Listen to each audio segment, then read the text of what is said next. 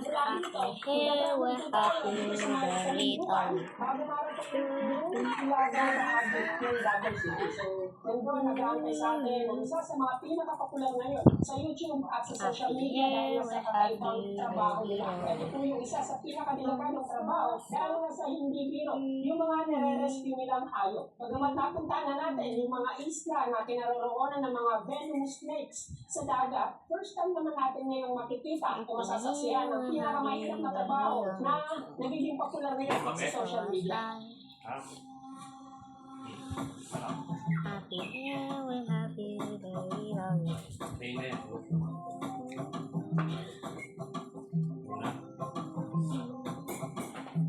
Nandito na rin ang tayo sa Panabos City. Alam niyo ba na etong lungsod ay kilala o popular sa tawag na pananakapital ng Pilipinas. Dito sa lungsod na ito, makikita ang ita-itayang taniman ng iba't ibang uri, iba't ibang klase ng saging na ina-export, inabenta dito sa Pilipinas. Sa sobrang lawak ng mga taniman dito, ay pwede kang maligaw kung ano kalagitnaan nito ang mga taniman.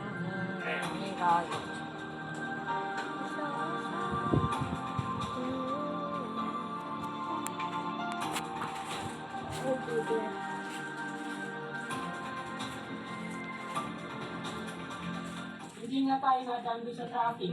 Ito naman tayo pinadaan ni Google Maps sa rough road na kalsada. Kaya hindi din natin magawang bulis dito kasi yung ilan, maganalig yung lubak at medyo malalaki yung lubak ang mga dadaanan natin. Kaya abutin pa rin tayo ng may 30 minutes mula dito papunta din sa napag-usapan namin lugar kung saan kami magkikita yung rupot na sasamahan natin yung kagabi. Ngayong araw na nga yung buwan ng Megan. At eto nga yung post niya. Ang lakas makakalimutin. Sinimpilan nga lang namin. Ayun, no? Mukhang kumagay naman kay Mia. Pwedeng miyembro ng JJJ. Saktong-sakto lang naman sa kanya pero medyo nakakama yung pants. Hindi na nga rin namin i-adjust dahil na ulit ng birthday. Pero grabe, ang cute namin ni Mia. Hindi ko nga lang alam kung talaga bang patipon nila ito o Mia. Parang kasamahan nila mag-JJJ. Wala ba kasi sa yan, baby?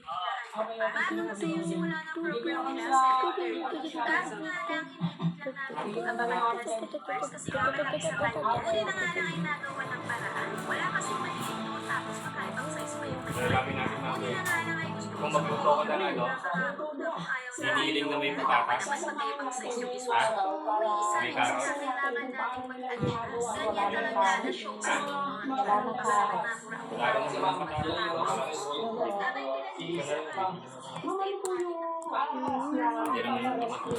Happy here, we're happy, very long. What's up? Happy here, we're happy, very long. So what's up? Gusto ko nga niyang mag-rubber shoes. Sabi ko na kung hindi tayo pupunta sa ulitin. At bigla nga niyang tinanggal. Happy here, we're happy, very long. Happy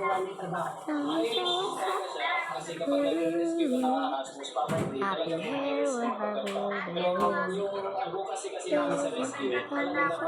Safety ng safety din ng wildlife natin.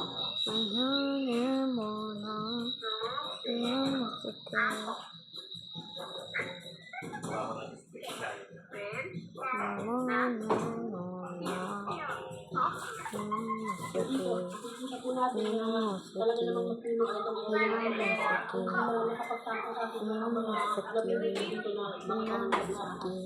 nung mga nakarang araw dito, ano yan, pinapagalugan niya. Kasi dito nakita yung makamandag na sama cobra, yung makamandag na ahas dito sa Pilipinas. Baka kasi katamaan yung panahon. Hindi na ako nakasama dito sa program ni Mia kasi nga pupunta kami sa salon ngayon eh. Kaya naman ito, pinaliit lang ko na lang kayo. Para-parehas na sila ng mga OOTD. Kaya naman nakikilis ko sila natin. At eto nga, ako'y nagre-ready na. At nasa house I go to work. Very cutesy, very respectable, very approachable. At meron pa kami. Ayan ang sikreto natin. May panis. Paano tayo magiging demure niya? Hindi ba nga pa nakaka-alert? Very lagkit na kaagad. At meron yung nag-comment. Ano bang mali sa mga kulay? Sa malaki ang bunga. At Actually, hindi naman siya masyadong flat. Pag umingiti lang ako, syempre, ayan, lumalapad siya. Yung bunganga ko naman, yes, I admit, malaki. At least, flexible. At hindi man kasing tangos ng ilong ni sa soberano niya. Ang importante, dalawa ang butas niyan at nakakahiya. Bakit ba kasi may mga ganyang tao? Kulang sa aruga. Char! Masaya ka na, pinansin na kita, ha? At fast forward nga, nandito na kami. Nandito naman ako dito sa pinili ko. Sabi ko yung hindi pa New Year, bakit parang pang Goodbye Philippines na itong atake nito? News ko, dito na pala nilagay ni ate yung mga pizza type na binili ko. In fairness, masarap to ba? Ayun. Nakakapag-upload na kapag nag-share lang yan. Nag-comment at puso. Ayan, nandito na kami. Ito nga yung napili niyang kulay. Siyempre, nandito yung ating manager. At in fairness naman kay Shara, ang ganda ng kamay niya kung sa gila. Perfect nga na model. Kaya naman ipaparanas natin sa kanya ang ating gel manicure with design. Ayan nga't malinis na kaagad yung mga Please love, please. Splash, yay, splash, splash. Splash is good, but Cupid's box.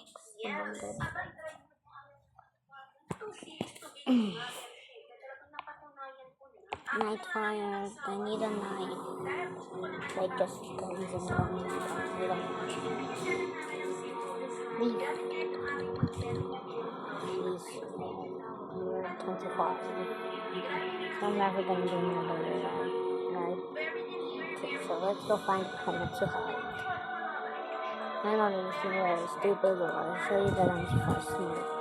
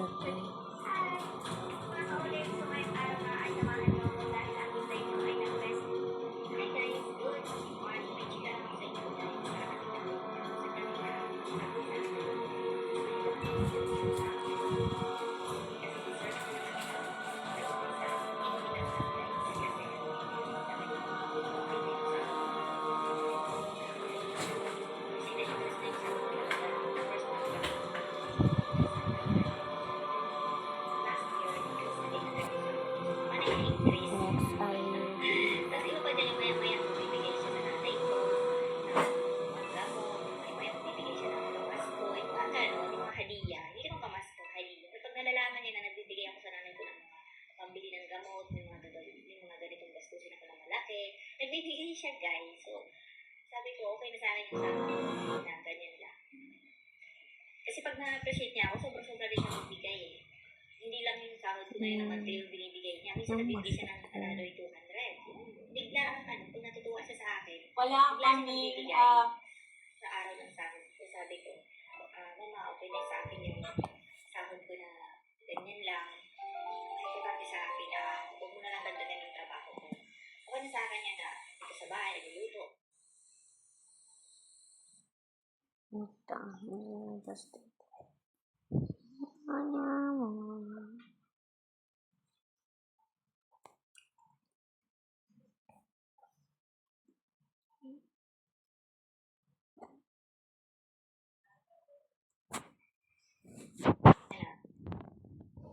Pesos ang kabayaran ng lahat ng gulay na to nagluto ako ng unang namin yung tanghalian na pinag-uulan. I feel beautiful because I treat my hair with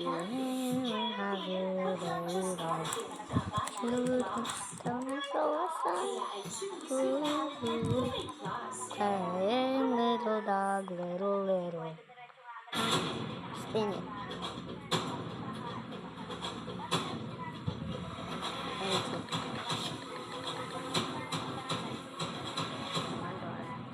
Wow.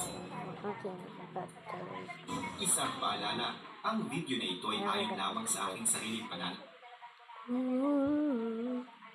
Happy. Igawa ng isang profesional na naniniwala. Pasok daw tayo sa teritoryo nila, which is basically teritoryo natin. Nangingisda daw ang ating mga mangisda sa kanilang teritoryo na teritoryo din naman natin. Sumasama daw tayo sa mga military exercises at kumakampi sa ibang malalakas na bansa, lalo na sa Estados Unidos na malaking banta daw sa kanila at isa pa, hindi umano tayo nakikinig sa kanilang mga babala kaya gumagawa sila ng aksyon na naaayon umano sa kanilang batas. Oh, I found it. Pero sa totoo lang, alinman sa ginawa ito ng China ay walang basihan at dapat ay hindi nila talaga ginawa. Una sa lahat, wala silang karapatan na magbawal ng sino mang bansa na pumasok sa umano'y teritoryo nila na sila lang naman ang naniniwala at Okay, now nagpupumilit. let's find Hindi my din sila marunong sumunod sa international law at sila ang nagpapalala ng sitwasyon sa rehiyon. At higit sa lahat, hindi dapat nila idaan sa dahas ang nais nilang ipahatid na mensahe lalo pa at labag ang kanilang ginagawa sa batas ng tao. Pero sa kabila nito, patuloy pa rin naman ang Pilipinas sa kanilang mga misyon sa West Philippine Sea dahil alam natin na mas matatag ang ating pundasyon sa mga teritoryo natin sa West Philippine Sea kumpara sa basahan ng China na lumang mapa lang naman. Hindi din maaari nakikita ng marami at malamang para sa ilan ay palaging Pilipinas ang biktima. Alam niyo ba na sa totoo lang, napapaatras ng mga sundalo natin ng mga sundalo ng China na wala namang ginagamit na armas. Sa mga nakaraang pagpupuli ng China, ginamitan nila tayo ng water cannon, laser gun, palakol, itak, bulok at kung ano-ano pa. Pero napabalita pa ng batas ang ating mga puwersa at tumiklop. Isang malaking hindi. Sa katunayan, puwersa ng China ang umaatras at nagre-retreat dahil na din sa hindi na natitinag ang ating mga sundalo na pilit na pinaglalaban ng ating mga teritoryo sa West Philippine Sea at pininindigan ang kanilang sinumpang tungkulin. Sino ba naman ang makakalimot sa tagpong ito?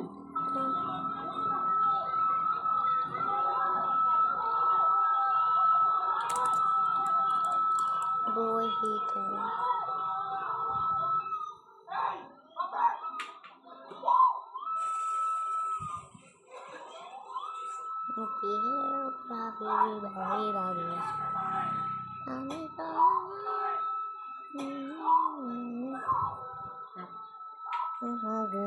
May tuturing itong isang napakalalang klase ng pangharas ng China sa Pilipinas sa taong ito. Naging malala na ang naging sagupan. Siyempre, China ang mas naging agresibo at marahas. Makikita sa mga naglabasang videos doon sa iba't ibang mga social media platforms kung paano harasin na maghahatid lamang ng supply sa BRP Sierra Madre, palakol, maso at ulo. Yan ang mga ginamit ng mga sundalong Chinese upang itaboy ang mga Pilipinong sundalo sa iyong misyon. Isa sa mga sundalo natin ang naputulan pa ng daliri habang 7 naman ang napuruhan. Pinalinakawan din ng China Coast Guard ang ating mga barko at kinuha ang ilan sa mga gamit ng ating mga sundalo. Dahil sa mga nangyari ito at sa mga nangyari noon pang mga nagdaang buwan at taon, sapat na walong dahilan ng mga ito upang ipatupad ng Pilipinas at Amerika ang kanilang Mutual Defense Treaty. Pero ayon sa mga eksperto, ang ginawang aksyon na ito ng China ay para manong akitin ang Pilipinas na lumaban at magsimulang magpaputok ng baril. Nais ng China na kumagat ang mga tauhan ng Philippine Navy sa kanilang bitan at mapilitan ng mga sundalo na unang magpaputok upang sa huli ay masisi sakaling mauwi ang tensyon sa West Philippine Sea sa shooting war. Pero sa kabila nito, nakita niyo bang umatras ang mga Pinoy nating sundalo? Hindi, matatag silang nanindigan at pinanghahawakan pa rin ang kanilang sinumpang tungkulin. Sa halip, China na naman muli ang unang nagbahag ng buntot at umalis. Tsaka ito nagsumbong na naman sa publiko at sinabing Pilipinas na naman ang nagprovoke kaya nagawa nila ang kanilang maras na aksyon. Sinabi na naman nila na ipinagtatanggol lamang nila ang karapatan nila sa kanilang teritoryo. Kaya sa huli, Pilipinas na naman ang nagmukhang masama at biktima. Sino din ang makakalimot sa isang nakababahalang insidente noong Marso lamang nitong taon na kung saan ang isang Philippine Coast Guard at isang Chinese Coast Guard ay nagbanggaan sa West Philippine Sea. At ang insidente na ito ay hindi isang aksidente, kundi sinadya talaga ng barko ng China na banggain ang ating barko.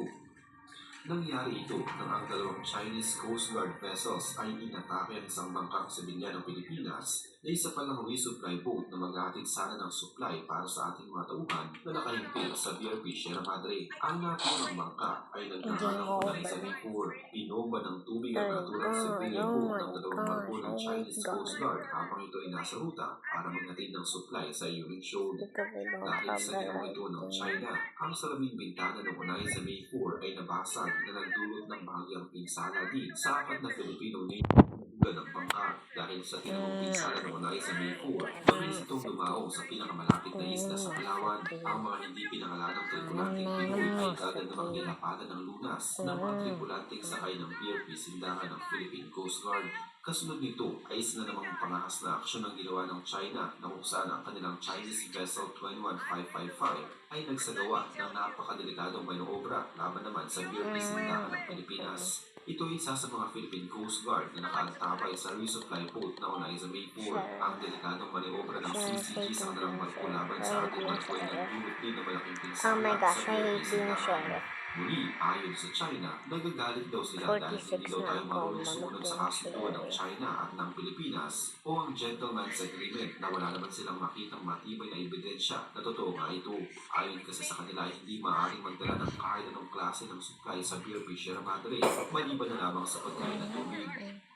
Sa kabila ng mga insidente ito, matagumpay namang nakarating ang iba pang mga resupply boat na unay sa Bay 1 sa BRP Sierra Madre outpost upang maghatid ng supply sa ating mga tauhan. Hindi din umatras ang Pilipinas at nagpatuloy lang sa kanilang misyon dahil alam nilang tama ang kanilang ginagawa at wala silang nilabag na anumang klaseng kasunduan sa pagitan ng China at ng Pilipinas. Muli, nagbahag na naman ng buntot ang mga sundalo ng China at nagsumbong sa publiko na sila na naman ang inagrabyado ng ating mga tauhan. Ilang beses nang tinabang harangin ng China ang resupply boat natin na maghahatid ng supply sa ating mga tauhan sa BRP Sierra No, Madre that's a great at idea. paulit-ulit pa rin nila itong ginagawa hanggang sa kasalukuyan. Subalit kailanman ay hindi umatras ang Pilipinas at hindi umuwing bahag ang kanilang buntot. Bagamat nagmumukhang agrabyado, sa totoo lang ay palaging sila ang umuwing panalo dahil tagumpay pa rin naman ang kanilang ginagawang misyon. Ang mga video na in-upload at nakita ng mundo ay kuha mismo ng Philippine Coast Guard, Armed Forces of the Philippines, o AFP at iba pang mga miyembro ng mga lokal at foreign media.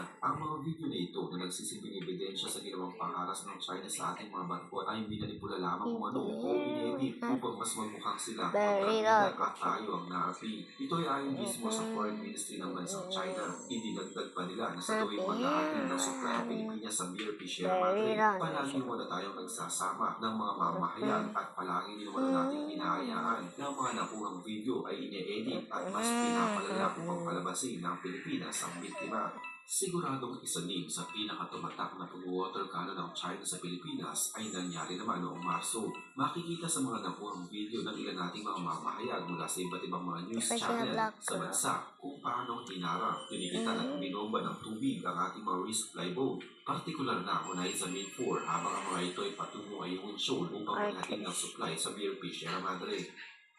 Ang marahas na mga insidente na ito, nakunan din ng China Coast Guard na makikita kung paano bombahin ng isang barko nila ang unay sa May 4 na barko. Ibang-iba ito sa video na nakunan naman ng Armed Forces of the Philippines o AFP dahil makikita sa video na binomba sa harap at sa likod ng sabay ang ating bangka. Bukod sa mga nakuha ng ating mga mamahayag at ilang pang foreign media, patunay din sa ginawa nilang pangharas ang ilang video naman nakuha ng mga mismong sakay ng unay sa May 4.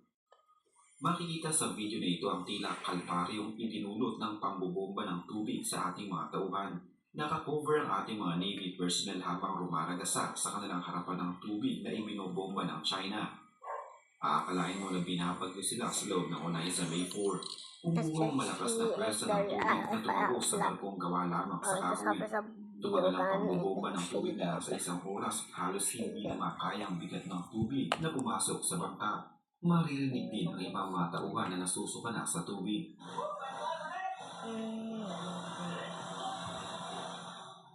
Basang-basa at halos bumaha sa loob ng UN-4 kung saan halos wala na rin natirang gamit na noo na pwede pang mapakinabangan. Maririnig pa ang ilan na tumatawag na ng tulong medikal habang ang iba ay nasira ang kanilang mga personal na gamit. Sinikap na lamang ang ilan na idaan sa biro ang panganib.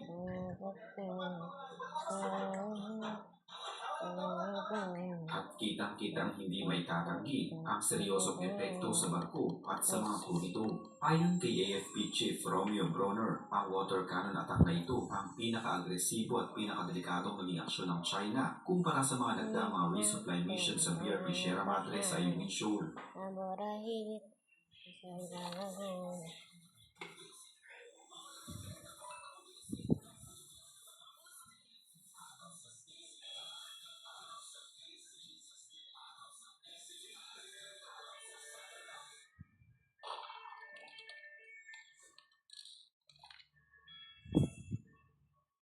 Mommy, I killed the murderer. I killed the murderer. I didn't even know who it was, so I just shot the bacon. Look who I just shot. Look, this is me and this is her.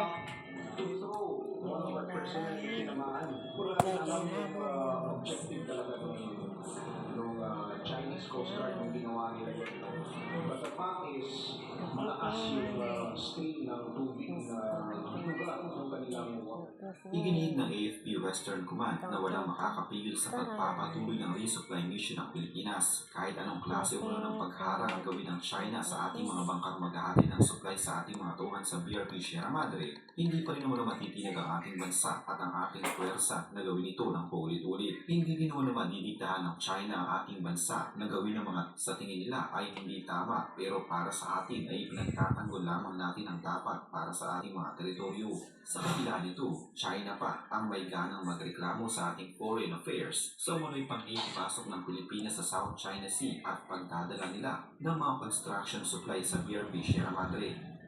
Inulit ng embahada nito ang mga dati na akusasyon sa baygit na may karapatan sila base sa kasaysayan at dapat daw itigil na ng Pilipinas ang panghahamon na ito dahil handa raw ang China Coast Guard na dumipensa at umatake kahit anumang oras. At ayon pa sa Coast Guard nila na ayon naman sa batas at profesional ang kanilang mga nagiging aksyon. Sa tuwing mauubusan na sila ng itadahilan, parati na lamang nilang sinisisi ang Pilipinas at ipinapamukha sa publiko na tayo may kasalanan. Sa totoo lang, kahit saan mong panig tignan, malinaw na sila mismo ang nagpapalala ng sitwasyon sa Rio na sa huli. Sila din naman umuwing bahagang buntot at agad na nagsusumbong ng kung ano-ano. Malinisan lamang ang kanilang pangalan.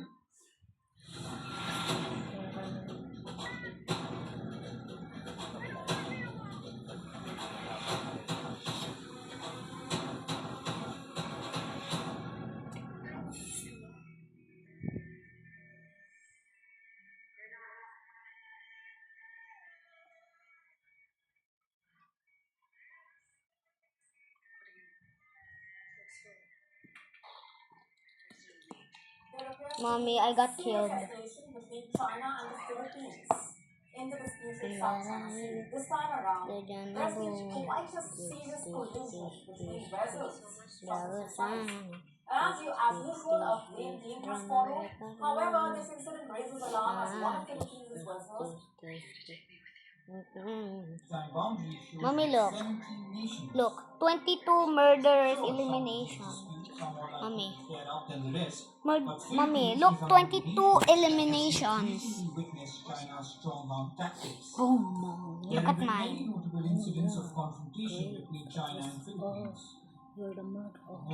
This is my guns and knives. Why do your name is Lovely Chicken Nuggets? What's Lovely this? chicken nuggets 4. China has blocked Filipino fishing vessels from entering the regions. Chinese vessels shadow and chase their Filipino counterparts, often forcing them to dump their precious catch. If you thought that's all, this is just one part of it. Chinese Coast Guard ships fire water cannons at Filipino patrol boats. These are powerful water cannons. The effects can be quite devastating. In some cases, the windshields of the Filipino boats have been shattered and their crew have been injured. Dumping too much water into a vessel can cause it to tilt to one side, lose balance, and even sink small Mommy, I vessels. got killed. In recent months, things have further escalated, from firing shipborne water cannons to ramming boats. From minor boundaries to vessels on both sides, things have gotten to the level where boats chase each other and end up colliding. Recent collisions have caused fairly serious physical damage to the vessel. Here's an image shared by the Philippine side. They say that this gaping hole on the side of one of its vessels was the direct result of the giant.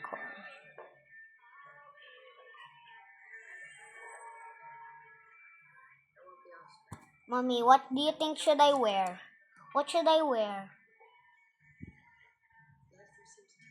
Mommy, what should I wear? What should I wear? Should I wear this? Mommy, what should I wear nga? Ang dami.